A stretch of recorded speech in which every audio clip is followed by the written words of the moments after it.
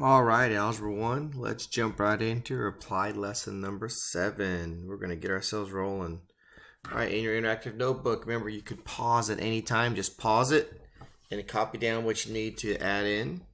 And we are just adding in the bottom two here.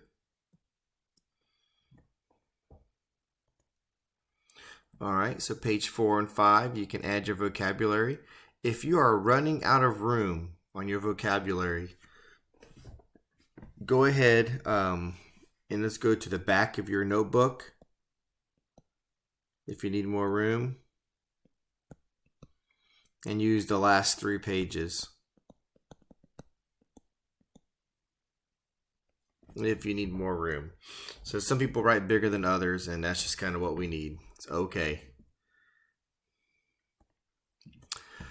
All right, so we're going to start getting into graphing, looking at our lines, breaking some things down. So on our graph here, we have this equation, y equals 1/2 x minus 3. We know that our slope is 1/2. Our y-intercept is -3. So we're going to start on -3 on the y-axis, and our instructions are given plain out to you. And then we are going to follow the slope. It's a positive 1/2, so we're going to go up 1 spot from here, and and over 2 spots.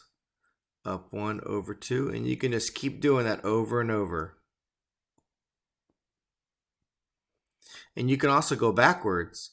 So like to go from this point here, I go down. I can go down 1, left 2, down 1, left 2. So I can do it backwards as well.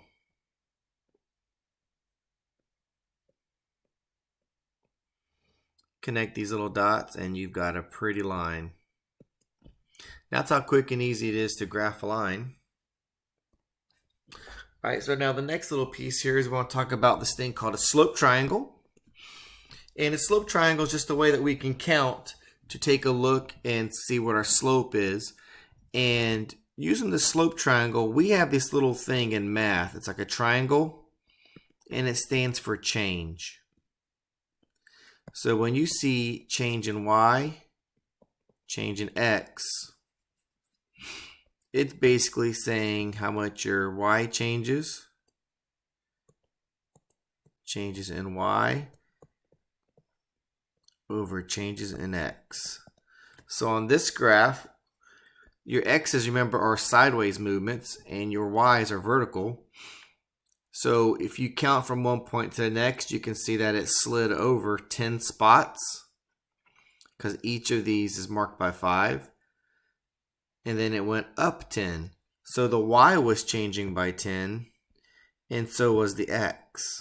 And that reduces to 1. That's your slope. This one had a slope of 1. All right, so now a little bit more about it. So we have a line here, and you may find different ways to count the points. And if you do bigger triangles, it's going to go ahead and give you numbers that can be reduced. So on this one right here, it says find the slope using each of the triangles. What do we notice? Well, for A, it went up 1 and it went right 2. So for A, it was 1/2. For B, it went over 6 and it went up 3. So that's 3 over 6. And then for C, it went over 4 and it went up 2. So that's 2 over 4. The y is always on the top.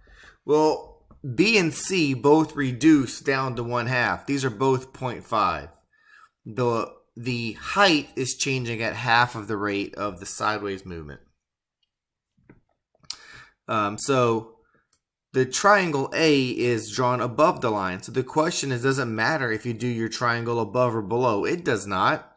I do it both ways. I oftentimes don't even draw it. I just count it.